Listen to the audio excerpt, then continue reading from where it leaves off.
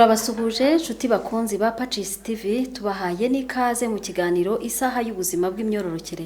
Ariko kandi mbere yuko dutangira ikiganiro cyacu tubanze kubisiguraho kuko dutangiye iminota itujyanye gatoya mutwihanganire.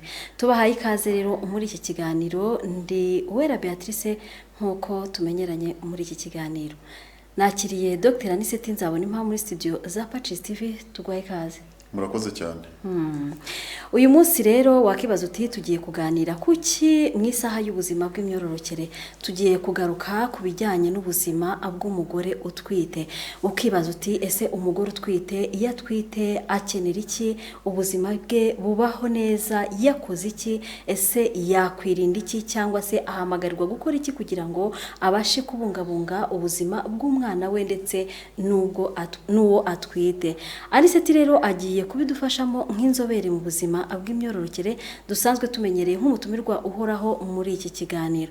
Dr. twihuse cyane twinjiye no mu kiganiro, wabanza ugasuhuza abadukurikiye ubundi tukimbika tuvuga impamvu y'iki kiganiro, cyane ko wowe ubizi cyane no kuturusha, ukatubwira n'ibyo umugore akenera mu gihe amaze kumenya ko asamye. Murakoze cyane. Koko ndasuhuza abadukurikiye bose bari imihanda yose, kuva iburasirazuba kugera iburengerazuba no kuva mu majyaruguru kugera mu majyepfo y'igihugu cyacu, ndetse n'abari hanze y'igihugu bari kutwumva ari ku migabane yose y'isi.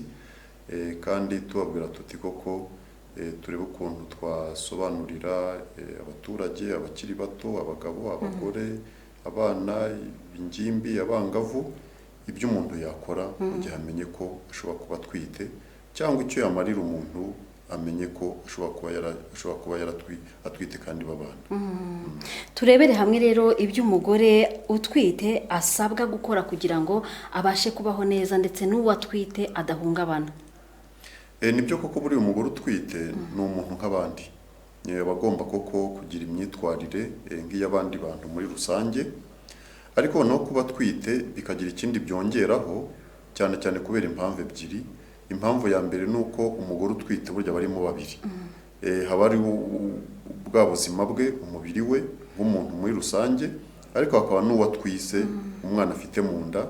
Byumvikanaho ko ibyo akora byose, ifunguro abona, uko yitwararika, ndetse n'imbaraga zigomba kugendana bwa buzima bw'abantu babiri bari mu muntu umwe, kandi bose bagomba kubona ibyo bakeneye kugira ngo ubuzima bwabo bukomeze bugenda neza.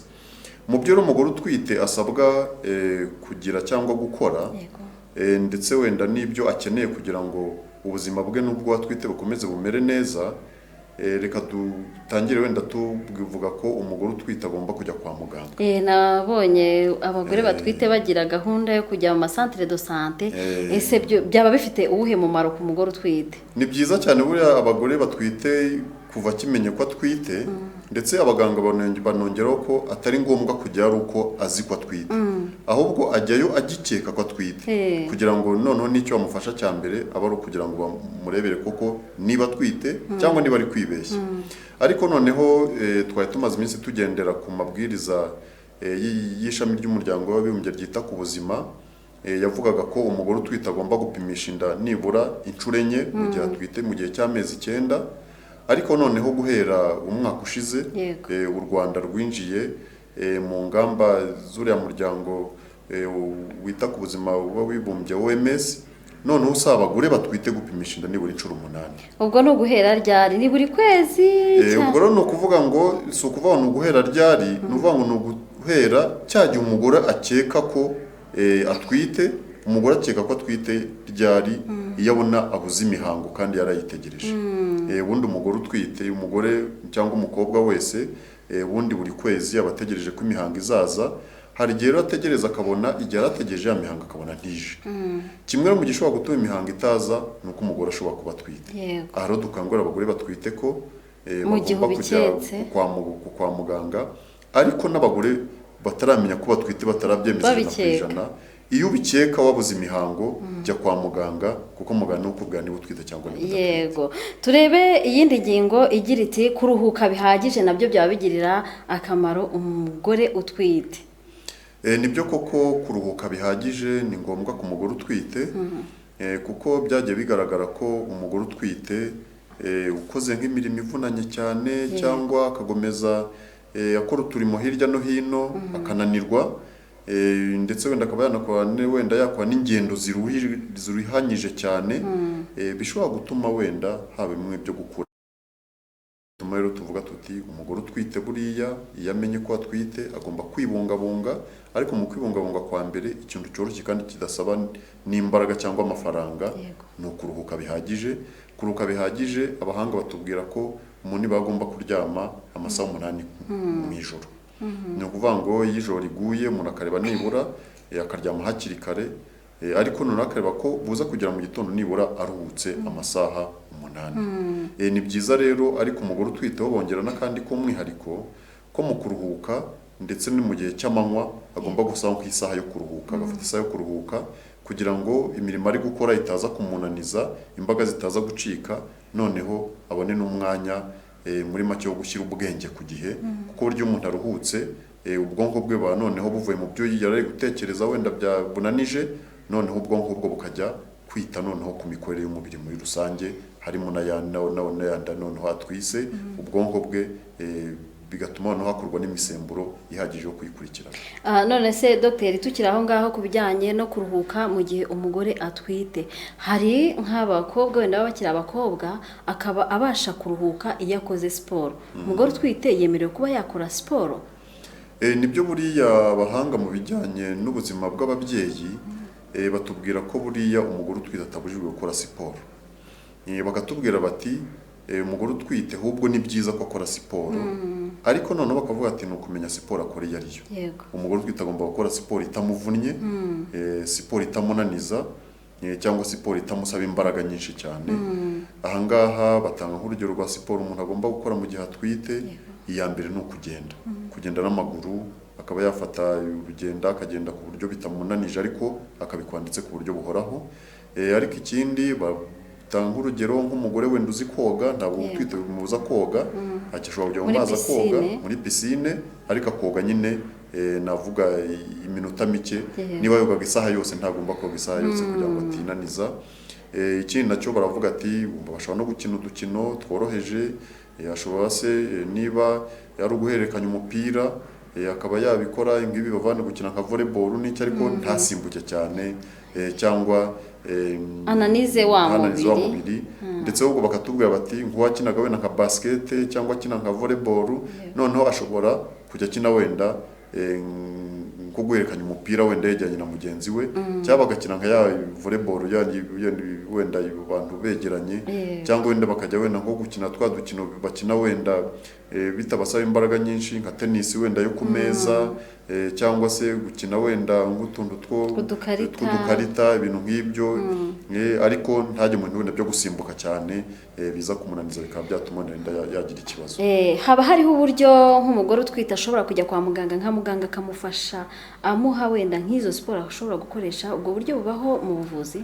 Nibyo, buriya nibyo twavuze kuriya gupimisha inda, ziriya nshuro zavuye kuri 4 zikagera ku 8, umuganga agomba kurebera umugore ni ukureba ubuzima busanzwe bw'umubyeyi. Noneho muri za nshuro zagiye ziyongeraho zikaba nyinshi, umuganga akareba ubuzima bw'umubyeyi, ubuzima bw'umwana bumeze gute, ariko noneho bitewe n'amezi inda igezemo, wenda iracyari nto cyangwa igeze ku mezi 3 cyangwa 6, umuganga agafasha umubyeyi kumenya siporo uko yakora, ndetse wenda n'indi myitozo ngororamubiri umugore ashobora gukora ikatamuvunya cyane. Yego Dr. urakoze cyane. Inshuti bakunzi ba Pacis TV, dushobora gusangira ijambo kuri za nimero dusanzwe dukoresha muri iki kiganiro, aho twohereza ubutumwa bugufi ndetse n'abafite WhatsApp bagakoresha WhatsApp mu bitekerezo cyangwa ibibazo bitandukanye bitewe n'ikiganiro turimo. Dukoresha 078 49 15 5 19. Murayibona kuri ekra zanyu, hanyuma mukaduha ibitekerezo ndetse n'ibibazo. Tugiye kurebera hamwe indi ngingo rero ivuga ngo umugore utwite asabwa kurya indyo yuzuye gute se? Nibyo koko, umugore utwite kimwe n'undi muntu wese muri rusange asabwa kurya indyo yuzuye. Yego. Angana jya unsobanurira by'umwihariko indyo yuzuye ni iyihe, kuko burya indyo yuzuye batubwira ko irimo ibice bitatu. Ibice bitatu biri mu ndyo yuzuye ni uko umuntu agomba gufata igaburo ririmo ibitanga imbaraga. yego Ibyo bitanga imbaraga cyangwa ibitera imbaraga tubibona mu biribwa bifite ibinyamafufu, ashobora kubonekamo ibirayi, ibijumba, imyumbati, guhazamo n'ubugari nyine, n'umuceri, ibintu byose muri make ushobora gusya bikaba byavamo ifu. Ariko nyuma y'ibitera imbaraga batubwira ko indyo yuzuye nabwo ibirimo ibyubaka umubiri. Ibyubaka umubiri abantu bakunda kwita mu ndimi z'amahanga ni proteine, ubundi bikomoka nko ku nyamaswa, ubwo ndashaka kuvuga nk'inyama, amagi, amata, cyangwa se bikaba byanakomoka ku binyamisogwe. yego Ibinyamisogwe cyane cyane nk'ibishyimbo, soya, inyamasaka, ibyo nabyo bibamo za proteine, akari byo kuko byubaka umubiri, bigatuma umubiri koko ukomera, ukaba koko umuntu akanakura ku buryo buterana wenda no gukora neza. Ubwoko bwa gatatu rero bw'ibiribwa ni ibirinda indwara. yego Ibindi ndwara nibyo tubona hariya, turi kubona harimo imbuto ndetse n'imboga. Ibindi ndwara biba birimo imbuto n'imboga. Imbuto cyane cyane zikaba zirimo vitamine zitandukanye, kuko burya zirinda indwara, zaba vitamine A, vitamine B, vitamine C, n'izindi, vitamine D, vitamine E, zirinda indwara. Ariko no hakongeraho no mu mboga hashobora kubonekamo za vitamine ariko n'imyunyungugu. Imyunyungugu nayo ikenerwa cyane ku buzima bw'umuntu, burya umugore utwite aba ayikeneye. Ariko tugokena nko kumunyu wenda wa calcium abagore baba bawukeneye, nk'umunyu wa feri, ubutare bwa feri abagore baba bawukeneye. Ibyo rero bigatuma rero muri kwa kurya indyo yuzuye irimo bya bitera imbaraga, ibindi ndwara n'ibyubaka umubiri, umugore koko utwite agaburira umubiri we neza, kugira ngo nubwo wa mubiri uze gusagurira n'umwana uri mu nda atwite kugira ngo akure neza. ni ugufata nyine aha babiri nyine, kuko uba uri kurya witunga ugatunga n'umwana ukurimo. Abantu muri guhamagara kuri iyi nimero ntabwo biza kuborohera, kubera ko ntabwo tujya tuyikoresha mu kiganiro cyacu duhamagara, ni ukwandika ubutumwa bugufi cyangwa ugakoresha WhatsApp. Guhamagara ntabwo igitekerezo cyanyu tubasha kucyakira. Dr. hari igihe abadamu batwita rimwe na rimwe kumva aravuze ati njyewe mba numva nshaka kwinywera ikigage cyangwa se ubushira, ariko kandi tukabona ko ngo igifite akamaro cyane ari ukunywa amazi. Ese koko amazi afite akamaro cyane gusumba cya kintu uba wumva ushaka? Tuvuge urugero, wenda wishakira nka Primus, ukaba wumva ariyo ushaka kwinywera kenshi kandi koko ukumva inakumaza inyota. Ese ubwo ni gute wambwira ngo umugore utwite akeneye amazi kandi afite icyo anywa agashira inyota? Ahangaha reka tubisobanure neza. Buriya umugore utwite umubiri uba ukeneye amazi cyane. Kubera iki? N'ubundi mu busanzwe umubiri w'umuntu ukenera amazi cyane, kuko ugizwe na 3/4 by'umubiri w'umuntu bigizwe n'amazi. Ari byo wenda bitera noneho umugore utwite cyane ko umubiri uba uri gukora cyane, ugaburira abantu babiri. Burya umubiri w'umugore utwite urakora cyane, bigasaba kugira ngo anywe n'amazi buri kanya, amazi menshi, kugira ngo agire ya mazi koko yo gutuma umubiri ukora neza, ndetse wenda n'igogora ry'ibyo rero rikagenda neza. Ariko noneho haboneke n'amazi ajya wenda gutuma umwana ahandi ari agira umutuzo. Burya umwana yari mu nda ya nyina aba ari, navuga ko mu kidendezi cy'amazi, kuko kandi cya kidendezi cy'amazi gikikijwe n'isuha. Nicyo gituma burya umwana niyo nyina yabasimbutse, nyina aratsikiye, nyina ari kugenda, umwana ntabyumva, aba ari koga, kuko ya mazi niyo aba yibereyemo, yibereye mu mazi, yamufashe neza, ntabwo ashobora gukubita ku igufwa rya mama we, atikubita hino, kuko aba yibereye muri ya mazi, muri make amurinze, atuma adahungabana. Muri make n'ibyo wenda mama we akora, uko ari kugenda, ibyo akora byose umwana atabyumva. Ni byiza rero ko umugore utwiteho ko anywa amazi ahagije, kugira ngo umubiri ukore neza, ariko na wa mwana wo ko amazi akeneye, yaba agomba gukoresha mu mubiri we cyangwa ari umwana barimo ari kogamo, yose aba ari amazi ahagije. Ikindi navuga cya kabiri ni uko buriya tugomba kumenya ko umugore utwite ashobora kugira inyota cyane kurusha abandi bantu. Kubera iki? Kuko umugore utwite umubiri uba uri gukora cyane.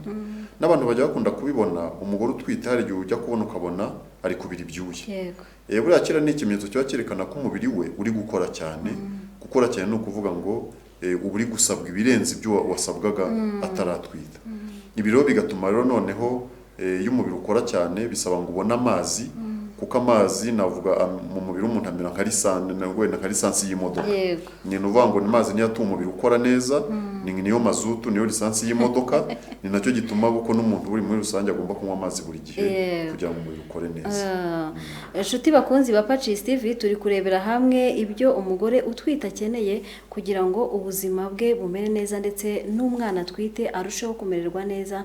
Turi kumwe rero na Dr. Anicet uri kugenda adufasha mu ngingo zitandukanye, adusobanura ndetse n'akamaro ka buri gice cyangwa se ka buri kintu umubyeyi utwite akeneye. Ariko kandi aka gace tugiye kugasoreza ku kintu cyitwa umutuzo. Uratubwira umutuzo, akamaro k'umutuzo. Ngira ngo akenshi iyo abantu bacecetse baravuga ngo barajunjamye. Ese umugore utwite agize umutuzo cyane ntibavuga ko yajunjamye? Umutuzo ni mu buhe buryo? Ese wo ufasha iki uwo mudamu cyangwa se uwo mugore ndetse n'uwo mwana? Umugore utwite agomba kugira umutuzo, ariko uwo mutuzo tukaba wenda tuvuga ko ari umutuzo ugaragaza umudendezo. Umudendezo twawusobanura mu kuvuga ko umugore utwite agomba kuba atekanye, ndetse wenda mu ndimi zigezweho ku iki gihe basigaye bavuga ngo ni ukumuha keya.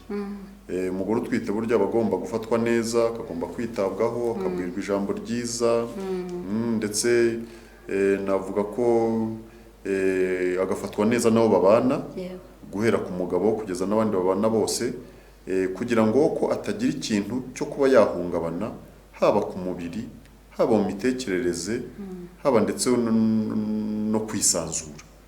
Umugore utwite burya agomba kugira ubwisanzure, akumva atekanye, bikarenga bya bindi byo kuvuga ngo afite amahoro cyangwa se afite wenda umutekano, ahubwo bikaba umudendezo.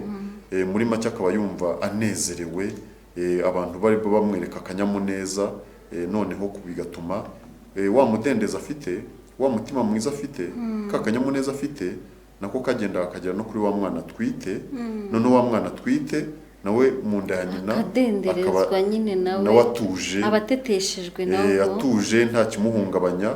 Kandi abahanga bakatubwira ko iyo bigenze gutyo umugore burya wafashwe neza nabo babana, wahawe keya n'uwo bashakanye, ntagire icyo abura kandi akumva atekanye muri byose, koko n'umwana we avuka ameze neza, atekanye, yishimye, ndetse no mu mikurire umwana akaba yakura neza mu gihe. Hari umuntu wigeze kuba atuganira atubwira ngo uyu mugore atwite ngo yaragize ibibazo byo kubabara cyane, gukubitwa kwa kundi bijya bibaho mu miryango, ngo hari igihe ngo ubyara umwana ngo ugasanga ngo umwana ngo yararakaye, kuko yaravugaga icyo gihe ngo kwa kanaka ngo babyaye ngo uruhinja rwahumuye. Ubwo bashaka kuvuga ko ngo yavutse afite uburakari kubera ko uwo mudamu nyine ngo yahozwaga ku nkeke ngo atwite. Ese byo byaba bibaho koko? Nibyo buriya ngo umugani ugana kariho. Buriya umugore utwite iyo akorewe ikintu kimuhungabanya, ihohoterwa rishingiye ku gitsina, kutitabwaho, gushaka ikintu akakibura, kubwirwa ijambo ribi, ibyo byose byangiza umugore utwite mu mitekerereze. Noneho bigatuma ya mitekerereze itari kugenda neza, irimo navuga nk'umutima mubi, atisanzuye cyangwa afite agahinda, bituma umubiri ukora imisemburo itari myiza. Ya misemburo itari myiza noneho ikagera ku mwana imuha amarangamutima atari meza. Ko ugasanga ko niba umugore yarahohotewe wenda atwite, abana ntibamubaniye neza, bigatuma agira agahinda atwite, kagenda ko karagaragara ku mwana igihe azavuka. Uzasaba umwana ko yavutse nawe atishimye, ndetse wenda yaza no mu mikurire yajya ahura n'abandi ntiyishime, ntakire n'abandi ukabona arigumitse. Dr. ufite urugero rw'umwana wanganirije uburyo mushiki we yatwise, hanyuma papa we arabimenya kwa kundi umubyeyi ababazwa n'uko umwana yasamye inda itateguwe ku myaka 18. Papa we yaramufashe kubyihanganira biramunanira, amufungirana mu nzu, aramukubita kugeza ubwo abana bagenzi be byabayoboye kuko yamukubise nijoro mu masabe imbabazi biranga, bigeraho umwana aratorongera ava mu rugo, ubwo yagize amahirwe nyine arasohoka aragenda. Ese nk'uwo mwana izo nkoni mama we aba yarakubiswe, umwana n'ubundi biba byagiye bikamugeraho? Buriya umubyeyi utwite cyane cyane nk'uwo mwana w'umwangavu watwaye inda, noneho bikagiye ko no kumuhohotera gutyo, navuga ko uwo mwana bahohotewe inshuro ebyiri. Yego. Uwo mwana utwise n'uri mu nda bombe bahohotewe inshuro ebyiri, kuko guhohoterwa bwa mbere ni kuri uyu mwana w'umwangavu yatewe inda. Burya uyu mwana w'umwangavu atewe inda nawe yagize ikintu cyo guhungabana, kuko abatwaye inda bidateganyijwe tuyita ariko ari inda y'imburagihe, kuko n'umubiri we kuyakira ntabwo uyakira nk'uko umubiri w'umuntu ukuze uyakira. Nuko guhungabana biragenda bikajya no ku mwana uri mu nda nawe agahungabana. Iyo hiyongereho noneho kongera kumukorera ihohoterwa nk'iryo ngiryo, ryo kumukubita, kumutuka se, kumubwira amagambo mabi, burya nubwo n'umwana wo mu nda yumvaho make, wenda sinavuga ngo yumva nk'uko tuyumva, wenda nk'uko nyina yumvise, ariko burya n'amagambo avugirwa hanze n'umwana wo mu nda nawe amugeraho ku buryo bw'amagambo, ariko nakanamugeraho kuri noneho ya marangamutima ya mama we atari meza, atuma noneho umubiri ukura imisemburo nayo itari myiza, ya misemburo ikagutuma umwana akura nabi, ndetse wenda yindi ikaba yanavamo, ariko itanavamo umwana yanavuka, ko akaza bagizweho n'ingaruka za misemburo mibi umubiri w'umubyeyi wakoze kubera itotezwa cyangwa ihohoterwa yakorewe mu gihe atwite. Urakoze. Inshuti bakunzi ba Pacis TV, murumva ko umutuzo w'umubyeyi utwite ari ngombwa mu buzima, cyane ko murabyumva uburyo iyo ugiriye nabi umubyeyi utwite bigenda bikagera no ku mwana uri mu nda. Tumaze kureba ibyo umubyeyi utwite asabwa kugira ngo abashe kubungabunga ubuzima bwe ndetse n'ubw'umwana atwite, tugiye kureba noneho ibibujijwe, ibyo umubyeyi utwite ashobora gukora hanyuma bikagira ingaruka ku buzima bwe cyangwa se ku bw'umwana atwite. Turebe, ubwo ni igice cya kabiri cy'ikiganiro twinjiyeho, ariko n'ubundi ikiganiro no kureba ubuzima bw'umubyeyi utwite n'umwana. Kunywa ibisindisha, nk'uko twe tumaze kubivuga mu kanya, twavuze tutari igihe ushobora gutwita ukumva wishakira akabyeri, kandi akabyeri urabizi ko iyo ukanyoye cyane urasinda kuko kabamo akarukoro nyine, hanyuma uratwise niko ushatse. Iyo ukanyoye bigira ingaruka ku mwana? Ese usomyeho gake byo ntacyo byaba bitwaye? Muratubwira. Nibyo koko buriya umugore utwite agomba kwitwararika kunywa ibisindisha. Reka kunywa ibisindisha turabifata mu nzego ebyiri. Ubundi turavuga tuti hari umuntu ushobora kuba asanzwe wenda anywa inzoga, kandi wenda kumva atanayivaho, ariko hakaba n'umuntu wenda unywa inzoga ko akanasinda ku buryo ko nubwo ataba atwite byangiza ubuzima bwe. Aha rero n'abahanga batweretse ko alcohol iri mu nzoga ni nziza ariko ni nambi.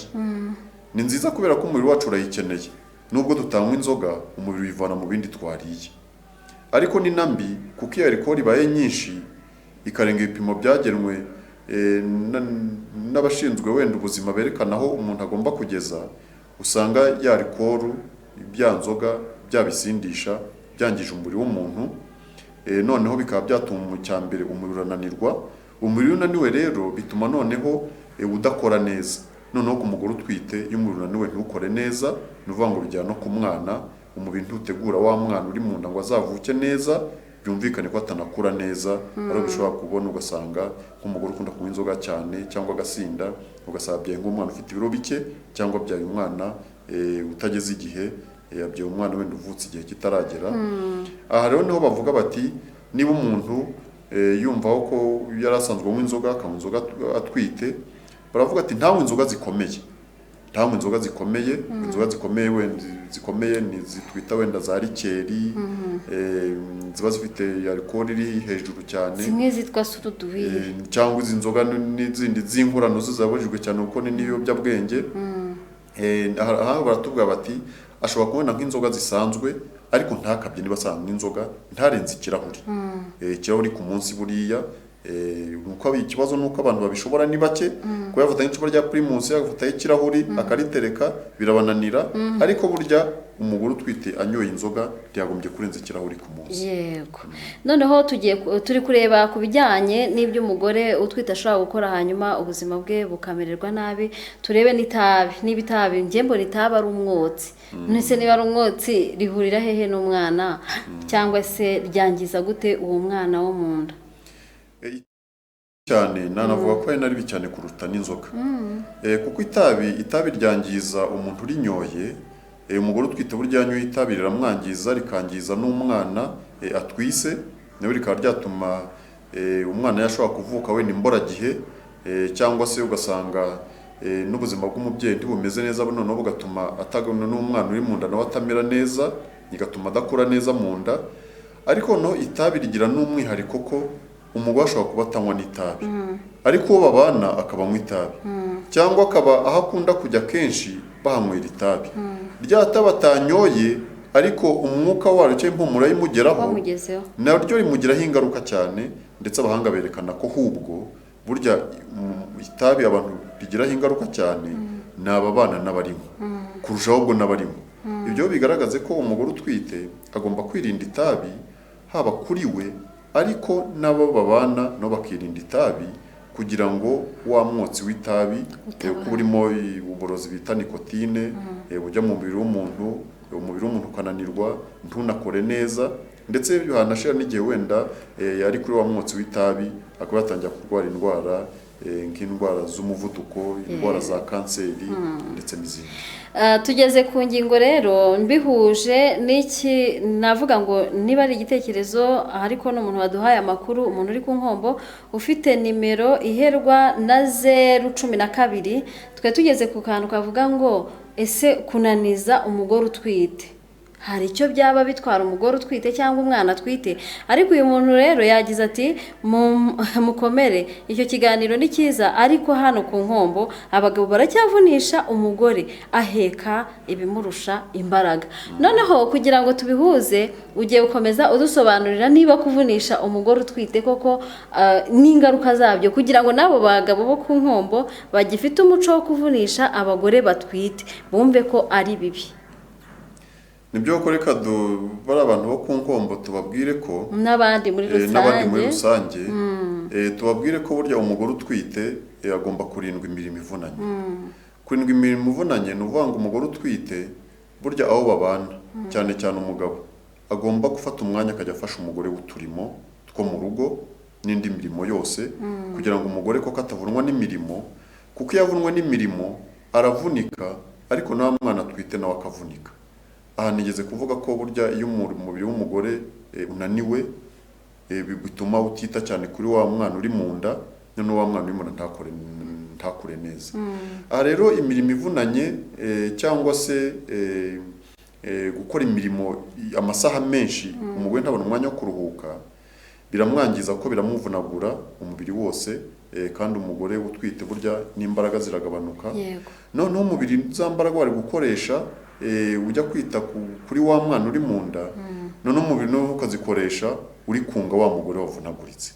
Byumvikana ko wa mwana uri mu nda ahatakariza ibyagombye kumugeraho, ndetse n'imbaraga umubiri w'umugore wagombye gushyiraho kugira ngo ugaburire wa mwana uri mu nda zigabanuka, wa mwana utwiswe akahazaharira. Yego. Hanyuma hari undi tugiye kugenda dogiteri, kubera ko mbona iminota itari koroha, kugira ngo abantu bajye baduha ibitekerezo n'ibibazo tugende tubihuza, kugira ngo batagira ngo nabo twabatereranye cyangwa bikazanaba byinshi kubisubiriza rimwe ntitubone umwanya. Uyu afite nimero iherwa na 960, ariko yanivuze izina ntacyo twayitwa Francine. Yagize ati mwiriwe, icyo kiganiro kiramfashije, nagira ngo munsobanurire niba ibiryo umubyeyi ariye bigera ku mwana. Babisobanuye kuko bavuze ko iyo uriye ibyo kurya uba ufashije umwana wawe kumera neza. Noneho tugiye kureba ikibi cyo guhangayika ku mugore utwite. Ese niba uhangayitse n'umwana arahangayika arabimenya se? Kandi twabonye ko aba yibereye mu mazi nyine aba ari kwiyogera iyo ngiyo nta kibazo afite. Ese uwo muhangayiko koko umugeraho ingaruka ni izihe? Guhangayika ku mugore utwite ni bibi cyane kuko nabijyanya nk'uburozi kuri wa mwana uri mu nda. Kubera iki? Buriya guhangayika ku mugore utwite bituma ubwonko bwe budakora neza. Kandi tuzi ko mu mubiri w'umuntu ibintu byose bigenzurwa n'ubwonko. Ibintu byose bigenzurwa n'ubwonko bukoze imisemburo akaba ijya gutanga amakuru ati umubiri ukora iki ukora iki. No gukura k'umwana mu nda rero bigenzurwa n'imisemburo ikorwa n'ubwonko, ikorwa biturutse ku mikorere y'ubwonko bw'umugore.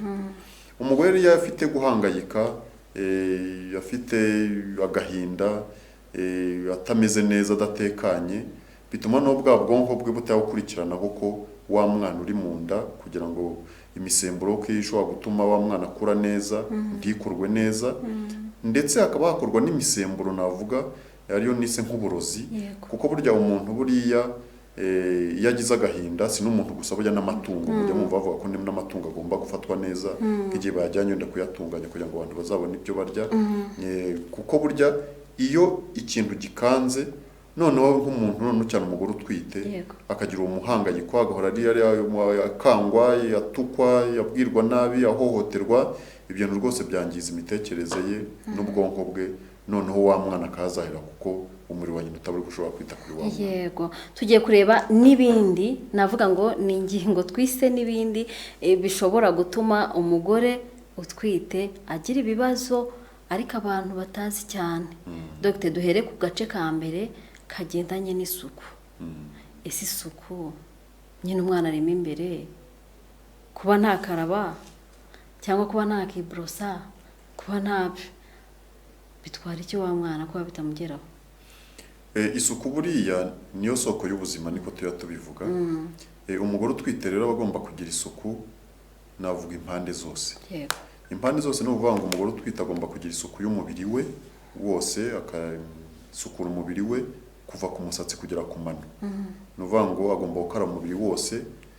Ubundi tuvuga ko umuntu agomba gukaraba nibura 2 ku munsi, ariko burya umugore utwite agomba kongeraho nibura akaba yabigira nka 3 ku munsi.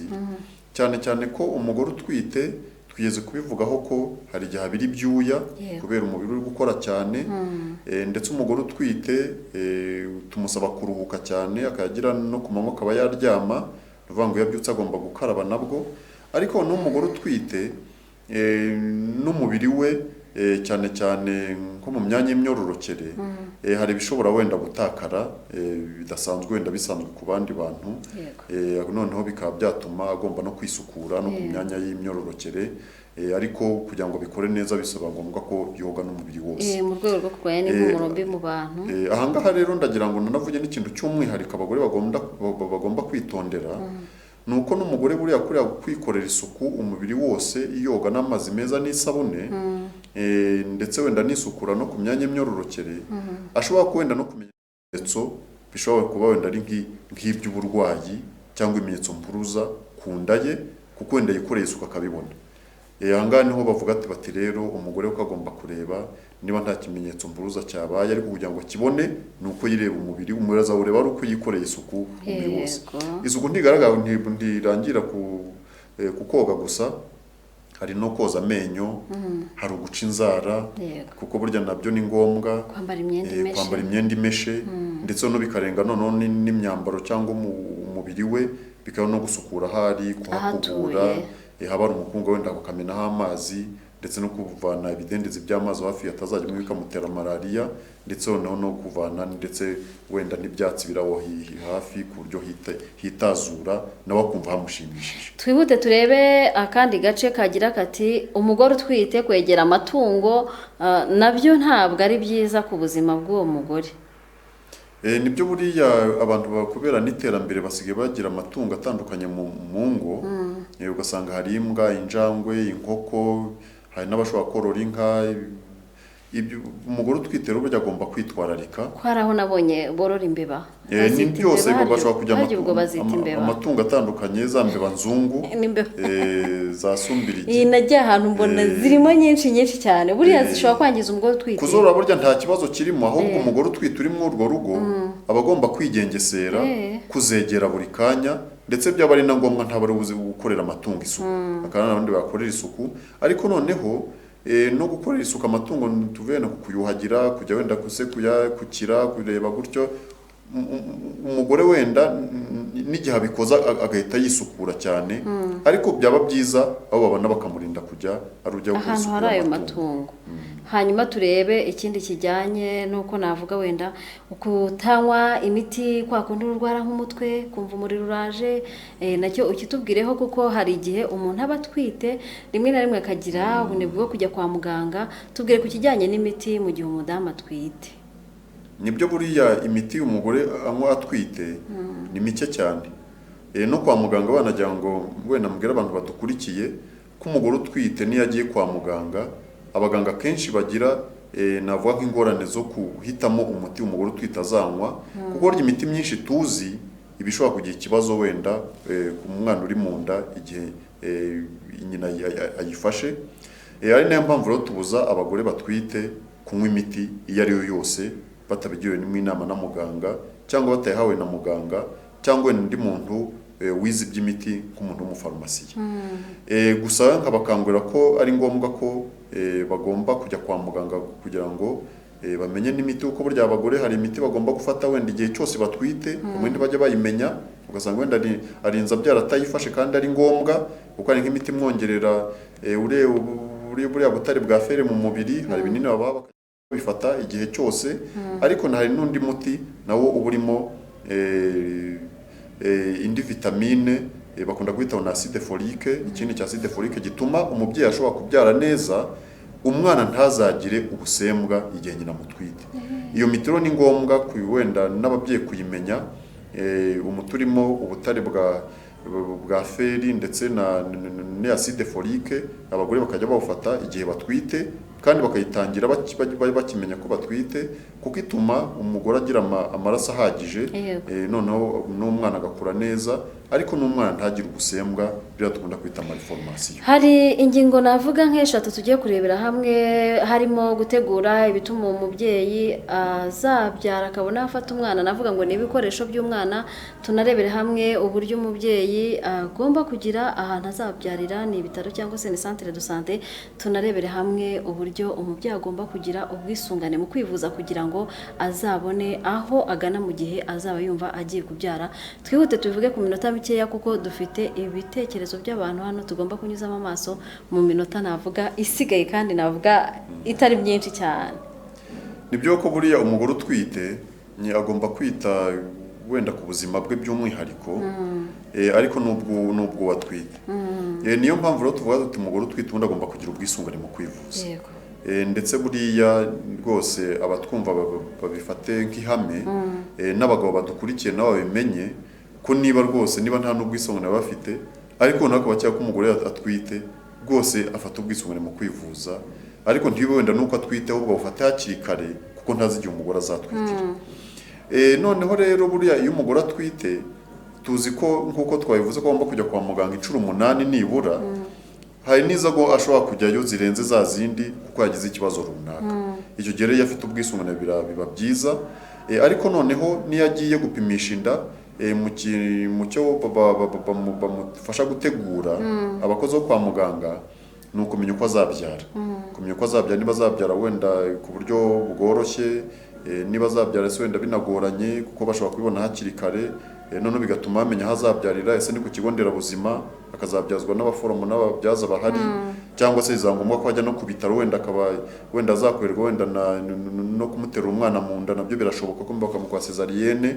Ibyo byose igihe agiye za nshuro 8 kwa muganga bakamukurikirana, bashobora kumenya uko azabyara, ndetse bakaba banamubwira n'aho azabyarira.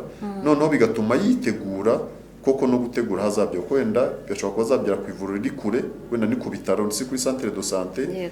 None agategura n'urwo rugendo, ndetse n'abazamuherekeza, ndetse n'ibyo azakenera hageze. Ariko noneho twavuga ati umubyeyi agomba kugira n'ibikoresho azakenera mu gihe cyo kubyara ndetse na nyuma yo kubyara. Bishobora kuba ari ibikoresho wazakenera ku giti cye, imyenda azambara, ibikoresho by'isuku azakenera mu gihe azaba ari kwa muganga cyangwa akimara kubyara, ariko biba n'ibikoresho umwana azakenera. Hari utwenda two gufatira nk'umwana, tuvuta two kumusiga, hari ndetse akagofero ko kwambika umwana se, ndetse n'imyenda yo kumufatiramo kugira ngo umwana ashyuhe, kuko ibyo byose biba bikenewe kugira ngo umwana avuka koko bazamufurebe neza, azagira ubushyuhe imbeho ntimugere. Ibyo ngibyo rero umubyeyi agomba kubitegura, ariko noneho n'umubyeyi w'umugabo ubana n'umugore utwite akabigiramo uruhare, agategura amafaranga yo kuzagura ibyo bikoresho, ndetse bikanagurwa hakiri kare.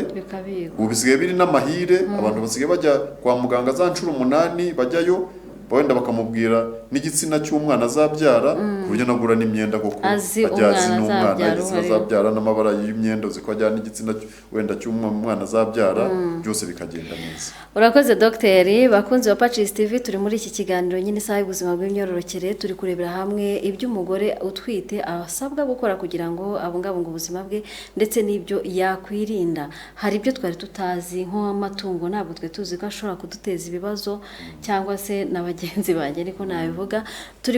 Tugiye kunyuzamo amaso mu bitekerezo, cyangwa se hari abagiye babaza ibibazo navuga ngo birakomeye udashobora guhita usubiriza aha ngaha, ariko ndabivuga kugira ngo bumve ko twabyakiriye. Umuntu ufite nimero iherwa, abantu bari guhamagara mwihangane, muri gutuma ikiganiro cyacu kitaryoha. Umuntu ufite nimero iherwa na 024 yaragira ati murakoze, icyo kiganiro ni cyiza, nagira ngo mungire inama ku kibazo cya fer. Twari tugarutse ku bintu bijyanye na fer, ku biriya binini bahereza umubyeyi utwite. Umwana wanjye yavukanye fer nkeya, murakoze, wamugiriye inama muri aka kanya? Kuko watubwiye ko umudamu utwite ayifata mu gihe atwite, kandi urumva yamaze kumubyara. Ese yakora iki kugira ngo fer yiyongere?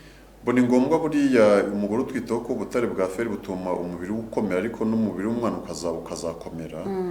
Iyo habaye ikibazo rero wenda cy'uko umugore atagize fer ihagije, n'umwana wenda uvutse akaba nta fer ihagije, ni byiza ko bamwegereza umuganga w'abana ubimenyereye neza, kugira noneho arebe wenda uko bamuha fer inyuze mu miti, ko hari imiti ishobora kubonekamo ubwo butare bwa fer, umwana akaba yabubona. Ariko noneho n'umuganga n'abaganga b'abana bashobora kumufasha kuba bakwegera inzobere mu bijyanye n'imirire. Noneho umwana mu gihe atangiye gufata ifashabere, bakamubwira nk'ibiryo azajya amukorera birimo fer. Ariko noneho n'umugore nawe agomba kumenya ko nk'umugore w'umubyaye aba agomba kurya ya ndyo yuzuye twavuze haruguru, birimo bitera imbaraga, bene indwara byubaka umubiri. Ariko cyane cyane burya imbuto n'imboga bibamo burya ubutare bwa fer cyane cyane nk'imboga za epinari, burya ni imboga zikomeye cyane, zirimo ubutare bwa fer. N'umubyeyi ufite umwana ufite ikibazo nk'icyo yajya arya imboga na za epinari akazishaka, kugira ngo noneho umubyeyi ariye n'umwana aba yashobora kubyonka mu mashereka, noneho bibe byafasha umwana, kuko burya amashereka umwana afata aba ari mu byo nyine yariye. Bivuga ngo urimo vitamine umwana abona vitamine, iyo urimo ibimyunyu ngugu umwana arayibona, iyo uriye ibirinda imbaraga, ibitera imbaraga, ibindi ndwara byubaka umubiri, uko ubirya niko n'umwana abibona. Hanyuma wabyumvise, wowe wari wabajije iki kibazo cy'umwana wawe wavutse afite ikibazo cya fer nkeya. Hanyuma umuntu ufite nimero iherwa na 355 yagize ati ese ubunyobwa n'urusenda ni byiza koko? Ni byiza ngo iyo umudamu bifashe atwite? Mbariza, mba numva mbishaka. Aba yumva ashaka ubunyobwa n'urusenda, ariko ntasobanukiwe niba ntacyo byakwangiza atwite, aba yumva abishaka cyane. Bimwe twavugaga dushobora kugira nk'umutima w'ikintu runaka. Nibyo koko buri ubunyobwa bwo ni bwiza no ku mugore utwite, kuko ubunyobwa burya burimo cyane cyane ibyubaka umubiri, proteine, ndetse abantu bakavuga ko ubunyobwa butera n'imbaraga, butuma buriya harimo n'ibitera imbaraga. Ubunyobwa ni bwiza cyane, umugore utwite yajya kuri abagira nk'ifu y'ubunyobwa bakayabashyira ku biryo, buriya ni byiza cyane rwose, bituma ibyubaka umubiri babigira bihagije. Gusa ku kijyanye n'urusenda nagira mvuge wenda ko urusenda atari rwiza ku mugore utwite.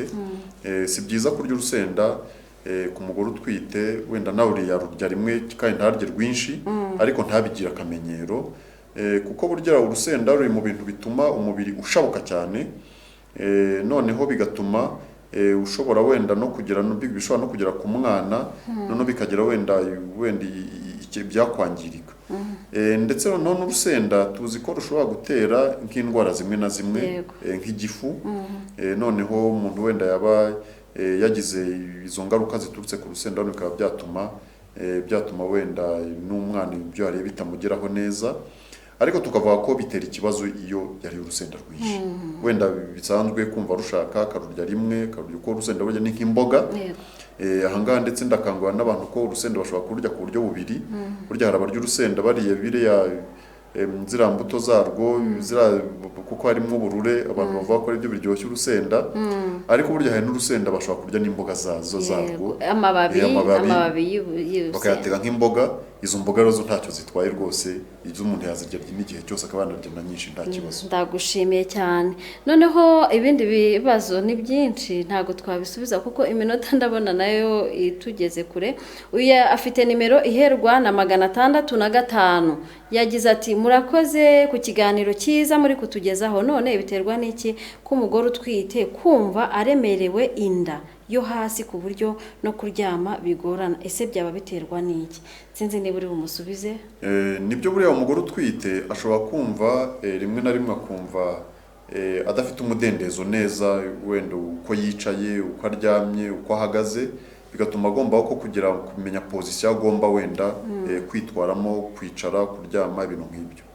Ni nayo mpamvu nk'abaganga tugira abagore batwite ko agomba kujya nk'igihe yicaye akicara ariko arambuye amaguru kugira ngo amaguru ataza uko ari hasi cyane, amaraso n'amazi yo bitaza kujya mu maguru cyane, amaguru akabyimba no kuzamuka bikaza kuba ingorane cyane cyane kubera kiriya kintu yavuze cyo umugore utwite ashobora kumva mu kiziba cy'inda haremereye, cyangwa ko haba hanabyimbye kuko niko gukura gutwita. Biriya bituma burya koko nk'amaraso ari mu maguru atazamuka ku buryo bworohereye, kubera yandi bitsikamiye imitsi iyazamura uko ibi binyura mu rukenyerero. Ahangaha naho tuvuga tuti kwicara, umubyeyi yicare amaguru arambuye, ndetse anaryama ntiyisegure cyane, ahubwo arambure amaguru kandi arebe ukuntu yajya aryama muri position yumva itamubangamiye cyane cyane tuntu bakaba ko wenda bashobora kuryamira urubavu, ndetse nk'abari hafi kubyara tuvuga bati bajya baryamira cyane urubavu rw'ibumoso kuko nirwo rutuma gutegura kubyara bigenda neza. Ariko hari wenda nko kuryama wubitse inda turabibabuza, ndetse burya no kuryama umuntu agaramye nabyo ntabwo ari byiza cyane, kuko iyo uryamye ugaramye wenda utaberamiye ku ruhande rumwe gatoya, nabwo hari navuga ko ari umutsi ujyana amaraso menshi cyane mu gice kinini cy'umubiri, uba uri neza ku ruti rw'umugongo. Akenshi uryamye ugaramye cyane, umwana akaryamira wa mutsi, ushobora guhumeka nabi cyangwa ukumva ugize isereri. Ibyo ngibyo abantu bagomba nabyo kubyitwararika. Nibyo bituma tuvuga ati wenda baryamye urubavu, wenda yajya ahengamira ku ruhande rumwe kugira ngo koko wenda imitsi y'amaraso iri mu nda kugira ngo ibone uko imanura amaraso neza, n'iyakurura iyazamure neza. Dr. dufite ibibazo byinshi, hari abari kutubaza impamvu abana badacurika, batubaza kubera iki umwana uvutse ku babyeyi bafitanye isano bavukana ibibazo. Nyine hari n'abari kudushimira ko tubashije gusubiza ibibazo byabo, ariko iminota iratugendanye. Ariko kandi kuba iminota igiye tukaba tuvuye muri studio ntibivuze ko tutasubiza ibibazo byanyu. Nimero murayifite, ikiganiro mushobora kugikurikira n'ubundi, cyangwa se n'abagikurikiye abafite ibibazo bagakomeza bakabyandika kuri WhatsApp, ndetse n'ubutumwa bugufi turabwakira, hanyuma ibibazo byanyu tukabishakira umwanya tukazaza kubasubiza. Cyangwa se waba ufite ikibazo gikomeye cyihutirwa ukaba wahamagara nyuma y'uko tuva muri studio, dogiteri akagushakira umwanya akagusubiza. Dogiteri, dusoreze kuki? Reka dusoze ikiganiro dushimira abadukurikiye bose, ariko tunabasaba ko ibi tuvugiye hano babishyira mu bikorwa. Umugore utwite agatangira kujya ajya gupimisha inda uko byateganyijwe, ntakererwe rwose. kandi akitwararika biriya twavuze, ari ukubera indyo, isuku, ibyo akora, ntiyivune, kandi noneho akagira n'umudendezo mu gihe cyose. Ariko dukanguye n'abana n'umugore utwite, cyane cyane umugabo, gutanga keya igihe cyose ikenewe, kandi bagatanga ibikenewe byose. Nabyo twavuze gutegura ubwisungane mu kwivuza, kugura ibikoresho, kumufasha kugera kwa muganga, ibintu nk'ibyo. Ariko no tunavuge ko muri rusange tugomba kubungabunga ubuzima bw'umubyeyi, kuko burya umubyeyi nibo abantu bakomokaho. Burya umubyeyi uzatanga ubuzima bagomba kwitabwaho by'umwihariko. Hari n'akantu havuzeho burya tugomba kwitaho by'umwihariko. Umubyeyi utwite burya agomba gusenga, kandi n'abantu bakamuvugira isengesho. Nanayibutsa ndetse ko no mu gitabo cy'umukristu harimo isengesho ry'umugore utwite, abantu bajye baryibuka, bajye barivugira. Ubutaha nitugaruka mu kiganiro tuzarigarukaho naryo. N'isengesho naryo rituma umuntu agira umudendezo, kandi bigatuma umuntu agira n'umutuzo, ndetse n'imigisha y'Imana ikaba myinshi, haba ku mugore utwite ndetse n'umwana uri mu nda. Yego. Dr. reka tugane ku musozo w'ikiganiro cyacu, ngira nti uwakoze cyane kuza kubana natwe muri iki kiganiro. Mwakoze nawe.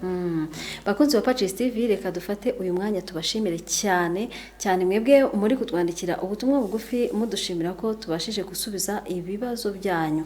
Ariko kandi n'abandi mu kibifite tuzabisubiza, nuko iminota itugendanye tuzabisubiza ubutaha. Mbonereho kubashimira cyane mwe tubana mu kiganiro isaha y'ubuzima bw'imyororokere. Ariko kandi mbasaba mwe mwese aho muri hirya no hino, umubyeyi cyangwa se umugore utwite, mwabyumvise ko akenera byinshi, kandi akenera n'ubufasha bwabo bari kumwe hafi mu muryango nyarwanda. Dukomeze gufatanyiriza hamwe kubungabunga ubuzima bw'umugore utwite. Mbashimire cyane rero mwebwe mukomeze gukurikira ibiganiro bya Pacis TV bitandukanye, cyane cyane isaha y'ubuzima bw'imyororokere. Nduwera Beatrice ndabashimiye cyane, mukomeze kugira weekend nziza. Isaha y'ubuzima bw'imyororokere naho ubutaha. Kurikira ikiganiro isaha y'ubuzima bw'imyororokere kuri Pacis TV ni buri wa gatandatu saa 1:30 kugera saa 2:30. Tubahaye ikaze.